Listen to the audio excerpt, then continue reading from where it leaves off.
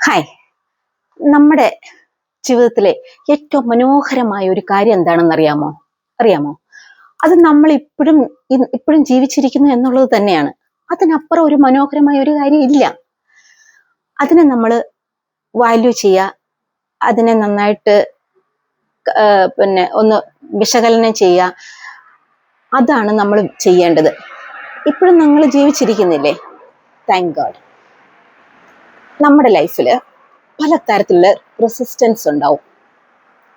അതായത് കുറേ അധികം തടസ്സങ്ങൾ നമ്മളൊരു ഡിസിഷൻ എടുക്കുമ്പോഴായിരിക്കാം, അല്ലെങ്കിൽ നമ്മൾ ലൈഫിൽ ഒരു ഫേം ആയിട്ടുള്ള ഡിസിഷൻ അല്ലെങ്കിൽ ഒരു ആക്ഷൻ എടുക്കുമ്പോഴായിരിക്കാം, അല്ലെങ്കിൽ ക്രൂഷ്യൽ ആയിട്ടൊരു കാര്യത്തിനെ കുറിച്ച് നെക്സ്റ്റ് സ്റ്റെപ്പ് എടുക്കുന്ന സമയത്ത് ആയിരിക്കാം.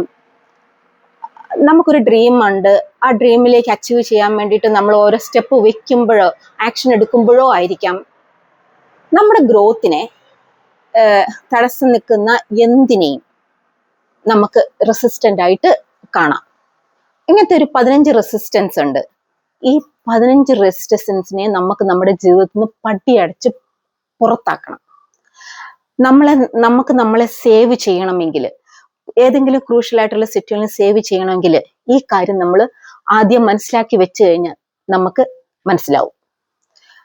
ഇപ്പൊ ഇവിടെ ഡോക്ടർ റോയുടെ കേസ് എടുത്താൽ, ED ക്വസ്റ്റ്യൻ ചെയ്യുന്ന സമയത്ത് അദ്ദേഹത്തിന് എവിടെയാണ് പാളിപ്പോയതെന്ന് അറിയില്ല. പക്ഷെ അദ്ദേഹത്തിന് മുന്നോട്ട് പോകാൻ പറ്റാത്ത ഏതോ ഒരു നിസ്സഹായാവസ്ഥയിലാണ്. അയാൾ എടുത്ത ഒരു തീരുമാനമായിരിക്കും ഇത്. ഇവിടെ അദ്ദേഹത്തിന് എത്രയോ ഫിനാൻഷ്യൽ സപ്പോർട്ട് ഉണ്ട്, മറ്റനവധി സപ്പോർട്ടിങ് സിസ്റ്റം ഉണ്ട്, ഒത്തിരി നല്ല റിലേഷൻഷിപ്പ് ഉണ്ട്. ഇതൊന്നും അല്ലാത്ത ഏതോ ഒരു നിസ്സഹായാവസ്ഥ അതിലൂടെ കടന്നു പോയപ്പോൾ അദ്ദേഹം എടുത്ത് അല്ലെങ്കിൽ അദ്ദേഹം വിചാരിച്ചിട്ടുണ്ടാവും അടുത്ത മൊമെന്റിൽ എന്ത് അയാളുടെ സ്റ്റാറ്റസ് ആയിരിക്കാം, എന്താ അയാൾ ചിന്തിച്ചിട്ട് നമുക്കറിയില്ല. ആ ഒരു ഫ്രാക്ഷൻ ഓഫ് സെക്കൻഡില് അയാൾ എടുത്തൊരു തീരുമാനം അല്ലേ, അദ്ദേഹത്തിന് ആ സമയത്ത് അദ്ദേഹത്തിന്റെ അടുത്തേക്ക് ആരെങ്കിലും ഒരാള് ഇതൊന്നും കുഴപ്പമില്ല, ഇതിന് നമുക്ക് മറ്റനവധി സോഴ്സസ് ഉണ്ട്, ഇതൊന്നും സാരമുള്ള കേസല്ല എന്ന് ഒരാൾക്ക് പറയാൻ അവിടെ അയാളുടെ അടുത്ത് ഉണ്ടായിരുന്നെങ്കിൽ, അല്ലെങ്കിൽ ഒരു ഫോൺ കോളിൽ അയാളോടൊന്ന് പറഞ്ഞിരുന്നെങ്കിൽ, ആ ഒരു മൊമെന്റിൽ അയാൾ മാറി ചിന്തിച്ചേനെ. അതായത് ആ ഒരു മൊമെന്റ് ആണ് പോസ് എന്ന് പറയുന്നത്. ഓക്കെ, അപ്പൊ നിങ്ങൾക്കിത് കുറച്ചും കൂടി ഈസി ആയിട്ട് മനസ്സിലാക്കാൻ വേണ്ടിയിട്ട് ഞാൻ പറയാം. ഒരു ഹസ്ബൻഡും വൈഫും അവരുടെ ലൈഫ് വളരെ സന്തോഷമായിട്ട് ഇങ്ങനെ പോകുന്നു. അങ്ങനെ ഒരു പ്രാവശ്യം കൊണ്ട് ഹസ്ബൻഡ് വീട്ടിൽ ഭയങ്കര ബഹളം, മദ്യപിക്കുന്നു, ഫംഗ്ഷനൊക്കെ പോകുമ്പോൾ വല്ലാതെ മദ്യപിക്കുന്നു. അവരുടെ വീട്ടിൽ അങ്ങനെ ഭയങ്കരമായിട്ടുള്ള പ്രശ്നങ്ങൾ. വൈഫ് ആവട്ടെ, അവർക്കൊരു സ്റ്റാറ്റസും സ്റ്റാൻഡേർഡും ഒക്കെ ഉണ്ട്. ഒരു ഫംഗ്ഷനോ പാർട്ടിക്കോ ഒക്കെ പോയി കഴിയുമ്പോഴത്തേക്കും അവിടെ കുടിച്ച് ആകെ ബഹളം ഉണ്ടാക്കുന്നു, എല്ലാവരുടെ അടുത്ത് നിന്നും മിസ്ബിഹേവ് ചെയ്യുന്നു. ഇതൊക്കെ കാണുമ്പം അവർക്ക് സഹിക്കാൻ പറ്റുന്നുണ്ടായിരുന്നില്ല. അപ്പൊ അവരെന്നോട് ഇങ്ങനെ പറയുവാണ്, അവർക്ക് ഇങ്ങനെ പറ്റാതെ വന്ന സമയത്ത് ഇവർ പല ആവർത്തി ഇങ്ങനെ പറഞ്ഞു നോക്കിയിരുന്നു പോലും.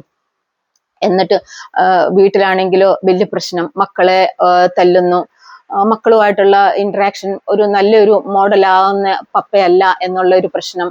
അങ്ങനെ എന്തെല്ലാം സാഹചര്യങ്ങളിലൂടെ പോകുന്നു. മദ്യപിച്ചു കഴിഞ്ഞാൽ യാതൊരു ലക്കുമില്ല, ലഗാനോ ഇല്ല.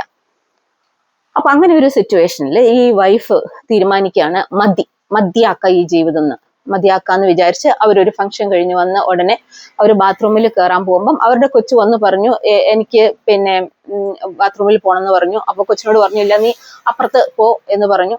അങ്ങനെ ആ കുട്ടീനെ അപ്പുറത്തേക്ക് പറഞ്ഞു വിട്ടിട്ട് ഇവരിങ്ങനെ ബാത്റൂമിലേക്ക് കയറുന്നു. ബാത്റൂമിൽ കയറിയിട്ട് അവർക്ക് അതിന്റെ ഒരു ഫ്രസ്ട്രേഷൻ ആണ്, അവരവിടെ നിന്ന് നാണം കിട്ടല്ലോ എന്നുള്ള ഒരു ഒറ്റ ഫ്രസ്ട്രേഷൻ. വളരെ സിമ്പിൾ ആയിട്ടുള്ള ഒരു കാര്യം, അതൊന്നും വലിയ സംഭവം അല്ലായിരുന്നു.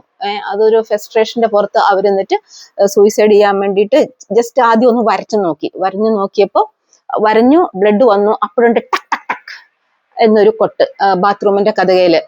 അമ്മ, ആ ബാത്റൂമിൽ ഒരു പല്ലിയുണ്ട്, എനിക്ക് അവിടെ യൂറിൻ പാസ് ചെയ്യണ്ട, അമ്മ തോർക്ക് എന്ന് പറഞ്ഞിട്ടുണ്ട്.